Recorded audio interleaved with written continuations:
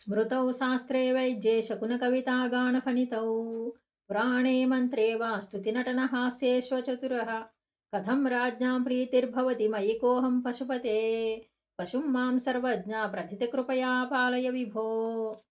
సమస్తము తెలిసినవాడా, నాకు స్మృతి గ్రంథములందు గాని, ఇతర శాస్త్రములందు గాని, వైద్యము గాని, జ్యోతిష శాస్త్ర నైపుణ్యం గాని, కవిత్వం చెప్పే శక్తి గాని, సంగీతం పాడే నేర్పు గాని, చతురతతో నవ్వు పుట్టించి ఇతరులను నవ్వించగలిగే శక్తి గాని ఏవీ లేవు. పురాణములు తెలియవు, మంత్రాలు తెలియవు, ఇతరులను పొగుడుతూ మాట్లాడలేను. ఇన్ని అవలక్షణాలున్న ఏ విధమైన శక్తి సామర్థ్యాలు లేని నా యందు ఏ ప్రభువుకి అనుగ్రహం కలుగుతుంది చెప్పు?